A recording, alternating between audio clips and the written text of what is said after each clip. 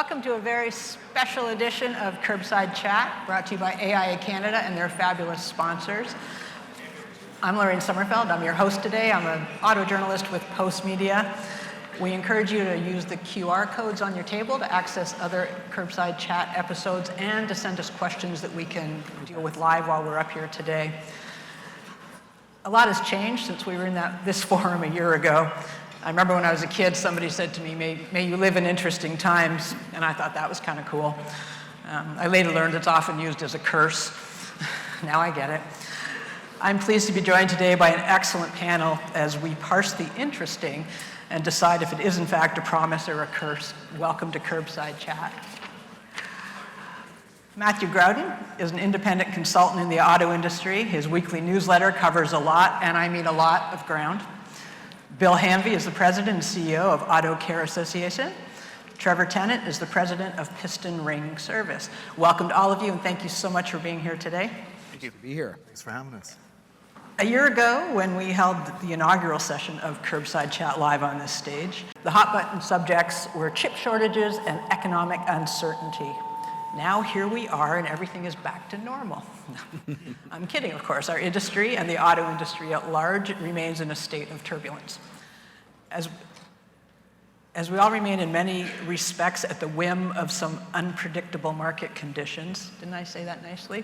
I'm grateful to AIA Canada for assembling a panel who you'll see are particularly situated to consider where we've come from, what's happening right now, and how we'll move forward. So the trends in this business going forward. I think we all need to do this.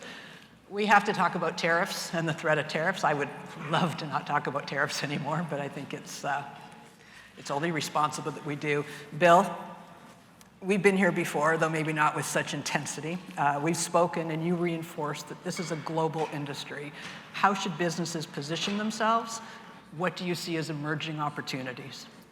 Sure, and thank you for having me, JF and the rest. It's truly a pleasure to be here. Suzanne mentioned in her session today, get comfortable with being uncomfortable. Well, I've been uncomfortable since Inauguration Day. And it has just been, our industry is one built on disruption, right? So we have always been able to overcome technological disruption, marketplace disruption, COVID. This is different. And in many cases, it's personal. And that's the type of thing that we've got to try and navigate. And I had a session yesterday with some folks and talked about our approach, the auto care approach to what's taking place. And if you don't mind, I'm going to read you a few of those. So the first thing is report the facts. If you watch differing news channels, you will see differing news reports. If you get so engaged and down the rabbit hole, you don't know what to believe. So my message to my folks and my staff is to report the facts. Number one. Our position also is we do what's right for the industry. I have never been one to back away from a tough situation. This is a tough situation, but we're not backing down. The Auto Care Association publicly discussed the tariffs and opposed the tariffs in public. So that was a tough thing to do. So I think even though some of our members, it goes both ways. But again, let's do what's right for the industry. We have a full-time person by the name of Angela Chang that does nothing but trade.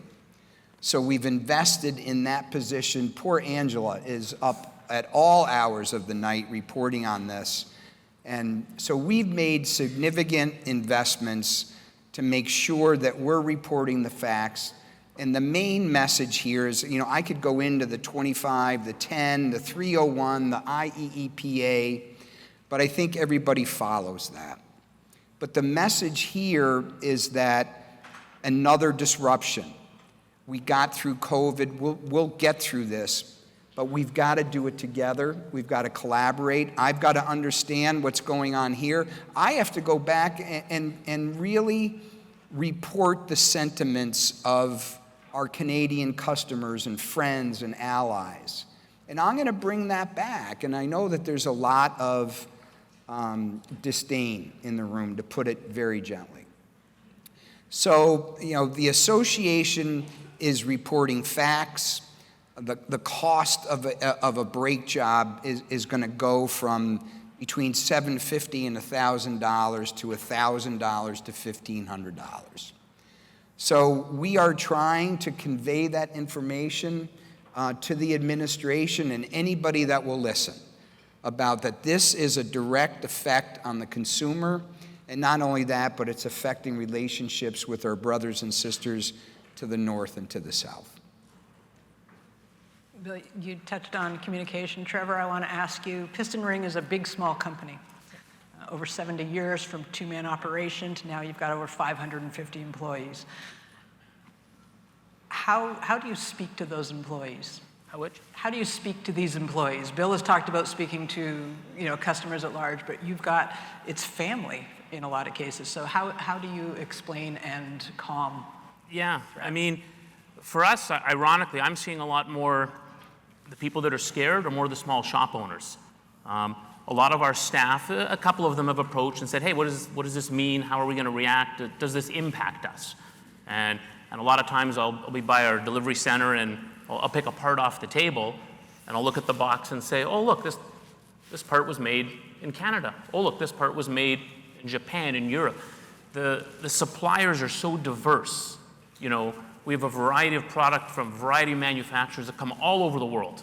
And there's no question some will be impacted more than others, but I try to remind our team, we're very broad. We have stuff coming from all over the world, all sorts of countries, all sorts of suppliers that have lots of different channels. And I think for the most part, the staff is pretty good. Now, the small service garages, I see much more concern from the service garage because they're dealing with the end consumer. I've got long-term employees. We've been through COVID together, right? They saw us get through this. They have faith in our leadership team to take them through this. But a lot of small shops are coming forward and saying, I'm scared. What is going to happen if this is the price of that brake job or suspension job going to go up 25%, 50%? Are these things going to really happen? And a lot of them they're small businesses. They don't have a lot of depth that some of the larger corporations and the bigger businesses have. So again, it's like Bill said, there's a lot of uncertainty, but our message is very similar. Don't panic. There's so much panic when something's on the news and then 24 hours later it's changed. I think everybody's got to wait for the facts to come out. And even when those facts come out, it doesn't happen that day. There's inventories that are built up in different places. Everyone's got different strategies. So I think it's be calm and be seen by your people. And that's what I try to do, is stay in touch with our groups. I've probably spent a little more time in some of the stores and people than I normally do, just making sure that if anyone has questions, we're there. But again, it's a global issue, and we're going to deal with it, and we'll get through it. Pointing out the on-ramps for everybody. Mathew, I think of you as like our spotlight over a lot of these discussions. I read your newsletter, and there's a lot going on in your newsletter. It's awesome. When it comes to tariffs and threats of tariffs, where do you see the noise? Where's the biggest rattling come from?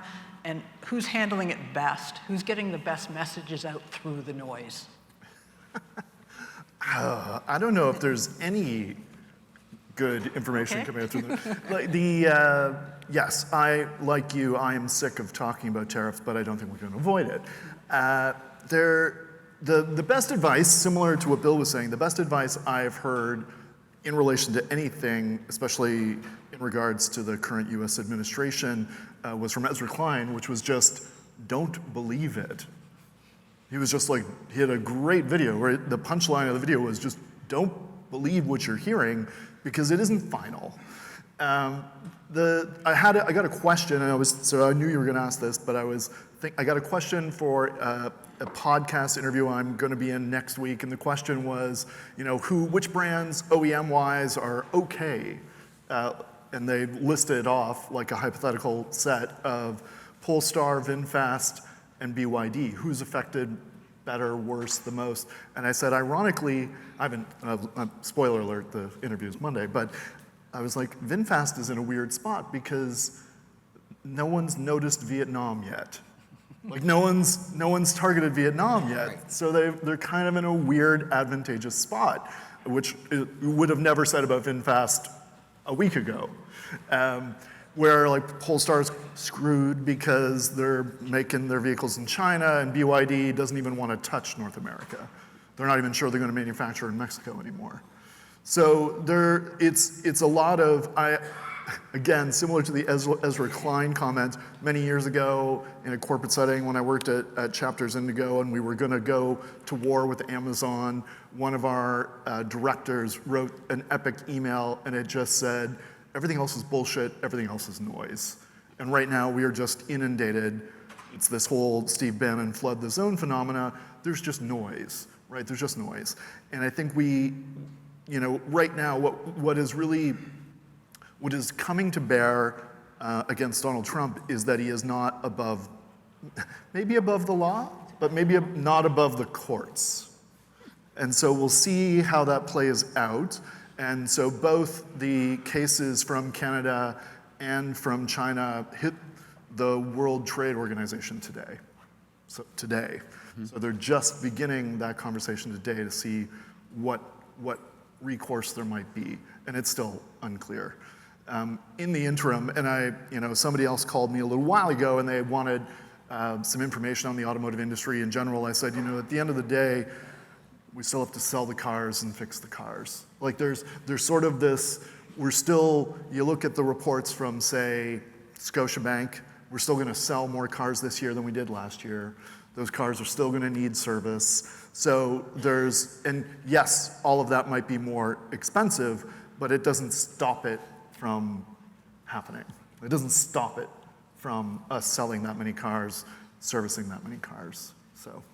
Okay, we got tariffs out of the way now, so we can talk. We're good with tariffs? Yeah, that's what I tried. Can I take your word for that? No, you can't. For about half an hour, you can maybe. The other thing battling the headlines with tariffs are EVs and take-up rates. But what's been interesting the past several months is watching consolidations and partnerships and agreements that are coming out within the EV industry as they all need each other's battery tech. Trevor, how have you used consolidations and acquisition to expand your business? I know it's been a really core part of building Piston Ring. How important is it to you to maintain those acquisitions and consolidations that you've used to build your business? Yeah.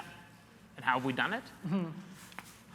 Well, we had a very strong growth period, probably late 90s, early 2000, and we worked a lot with, and you're almost seeing it again now, it kind of goes in phases. There's a lot of the mom and pop style auto parts stores.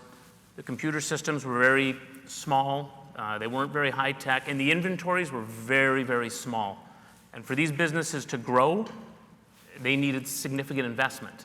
And these families, they didn't have the money to put in the inventories, to upgrade the computers, to do all this stuff. And we were able to go into a lot of these were in smaller towns and offer them a bit more of a partnership. We actually created a bit of a franchise program and had them set up as a franchise where we would help with inventory, help with computer systems, get them to that next level. And then over time, as they aged out and the children wanted different things, we ended up converting a lot of those into our corporate family, which today has put us at 26 corporate stores and still 14 on the franchise. But the inventory that goes into this machine, this industry, most of the world, I don't believe, really understands when we talk SKU count and these kind of products and space requirements. And you touched at the beginning with some of the technology with the EV. All these people are, the EVs, there's going to be no parts. What are you guys going to do? We got 220 delivery vehicles. 2 of them are EV that we're experimenting with to learn about what they are. Our 2 EVs need an oil change at 40,000 kilometers.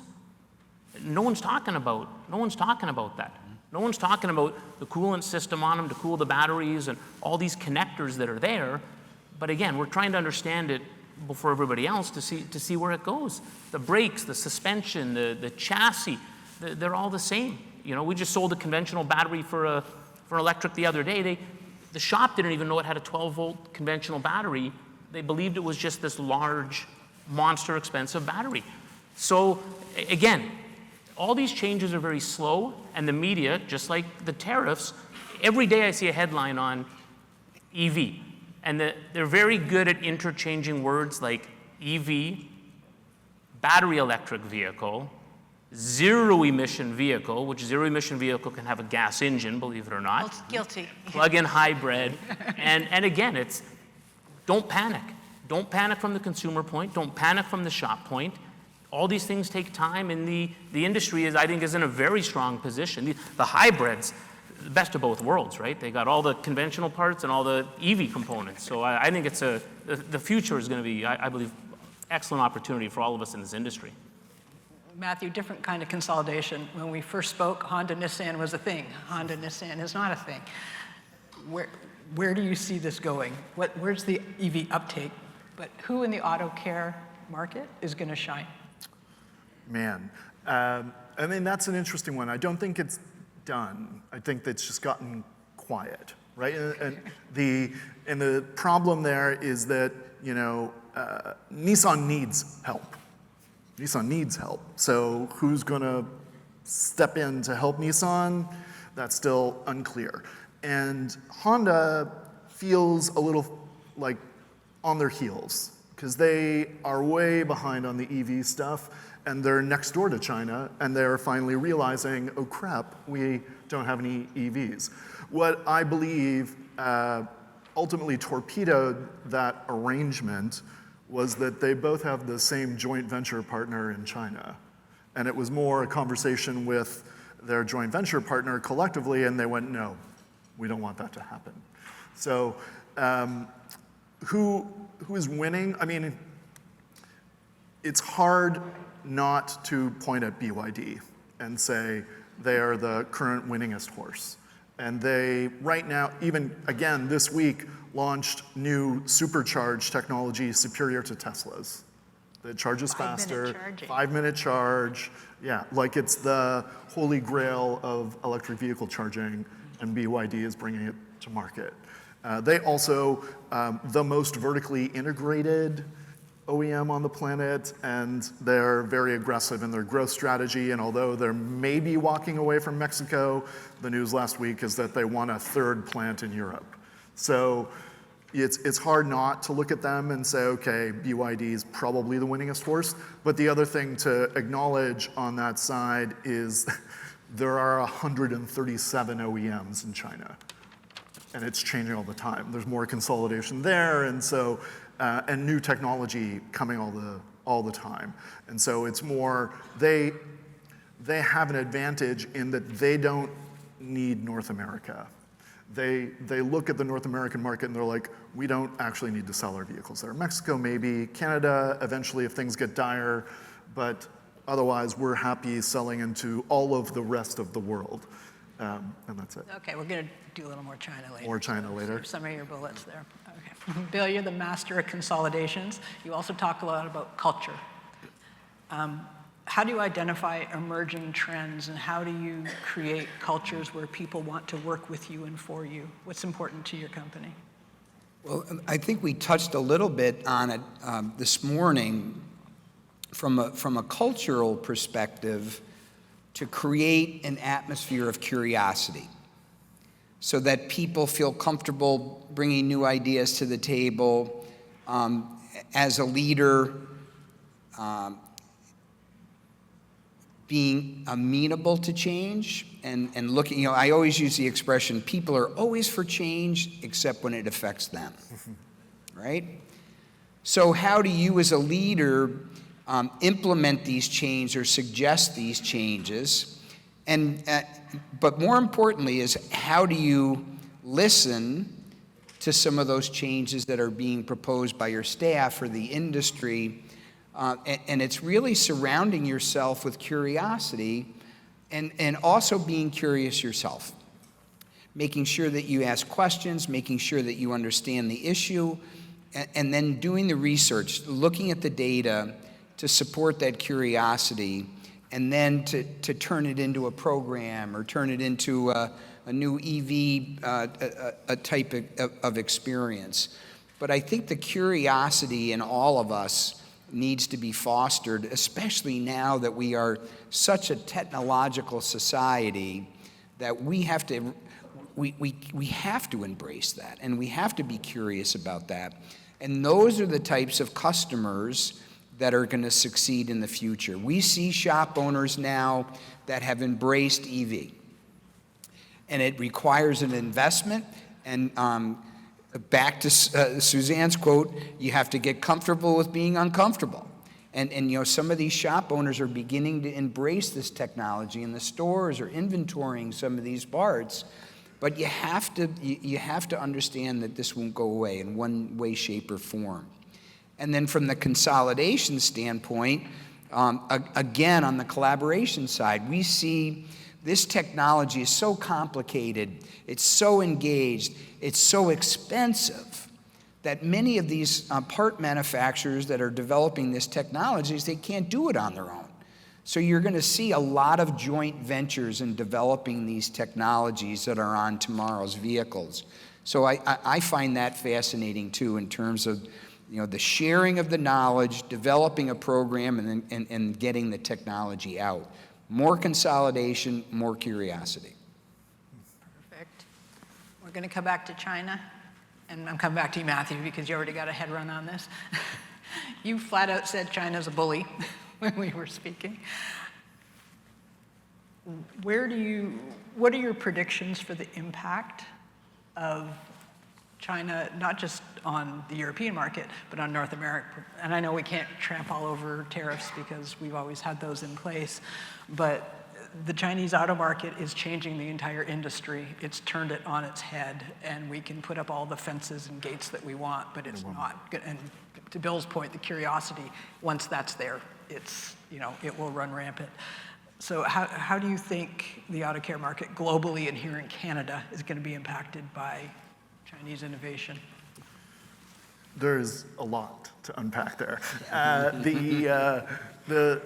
So again, and BYD as an example, more R&D people than any other OEM on the planet, right? More research and development happening. And so I think the way the industry is funded in China, corporately, governmentally, they're trying to break the industry. Like, they're trying to break the industry, and not maliciously necessarily, but in a way that it's winner take all, that they win. And that's, you know, uncomfortable for the rest of the world for obvious reasons. But at the same time, that is where the innovation is, that's where the new technology is, that's where the cheaper LiDAR, batteries, everything is being developed. And even, you know, the more advanced software. So, you know, Huawei, Li Auto, the companies that are doing the innovation in advanced driving tech, the software is all coming out of China. So that's kind of the overall landscape. The other thing that has changed, though, and this is since we last talked, is that in light of the way the United States is behaving with the rest of the world, China is basically sending out diplomatic missions, emissaries, to every country that they have even remotely friendly relationships with, and saying, you might not have liked us, but let me explain to you that we are stable.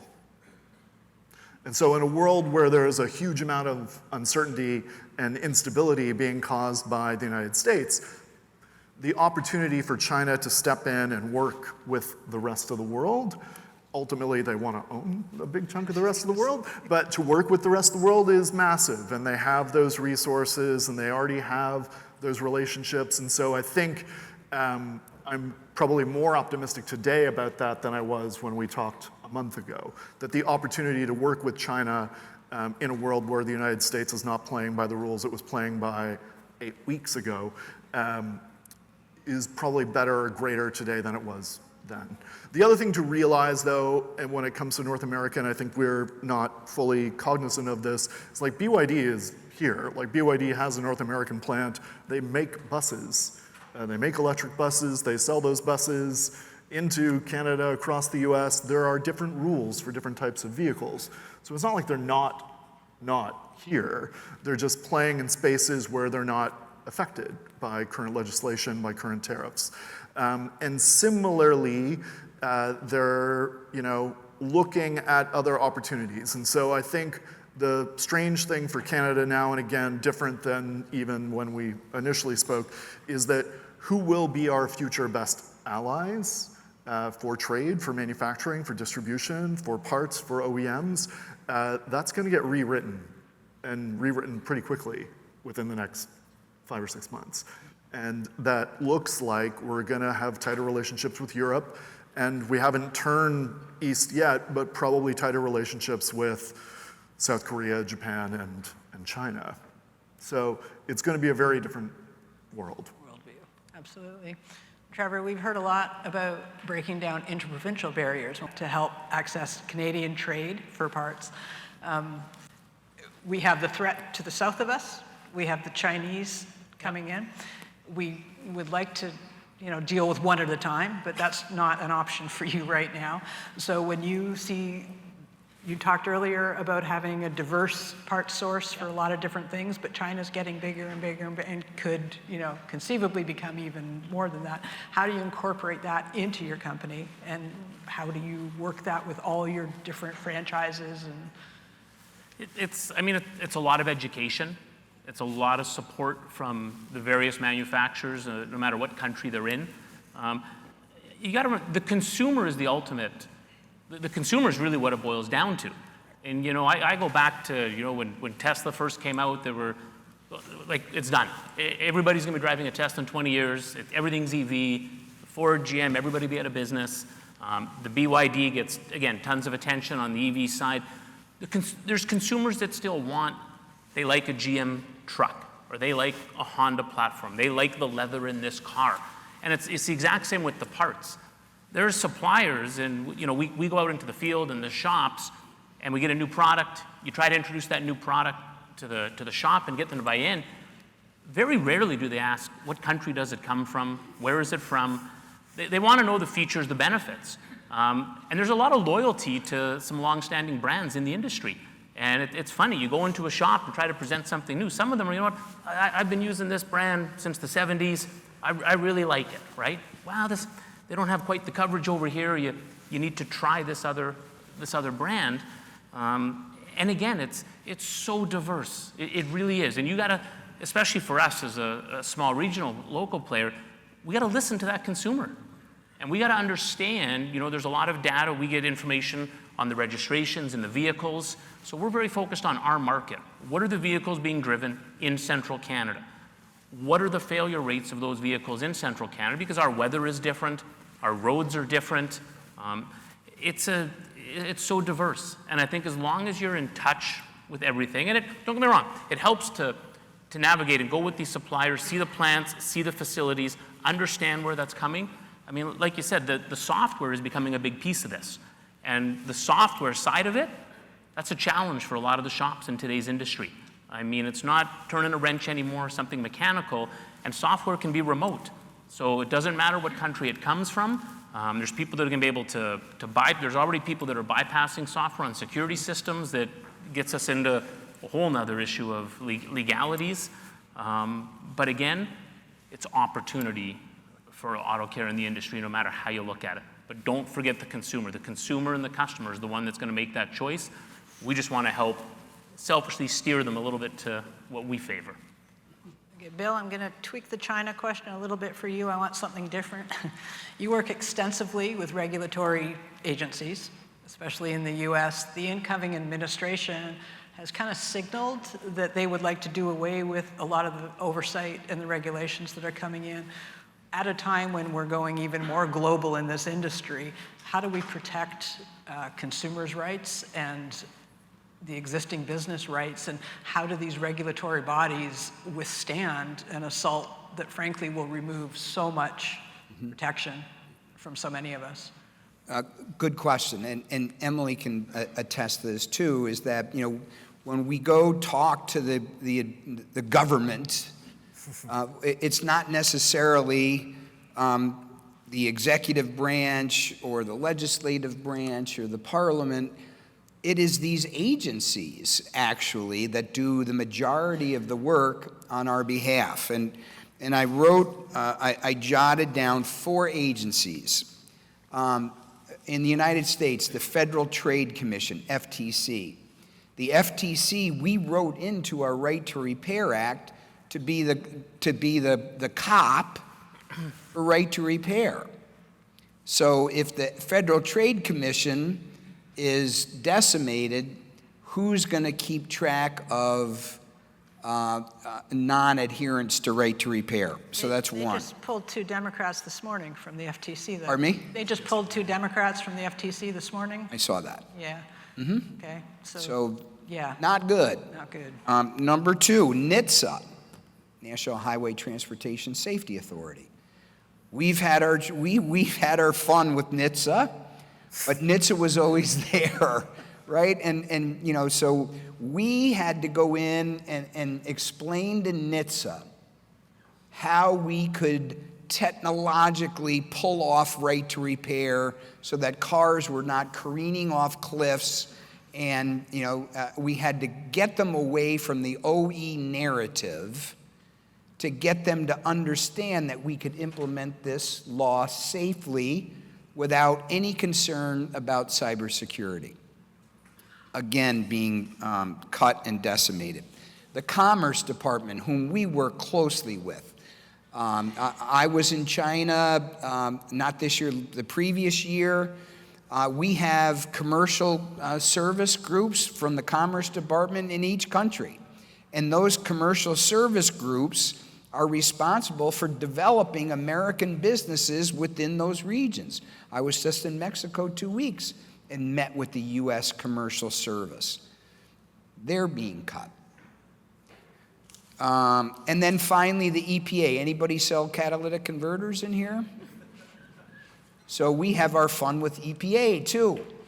And to make sure that you folks in this room are able to sell catalytic converters and get EPA off the OEM bandwagon.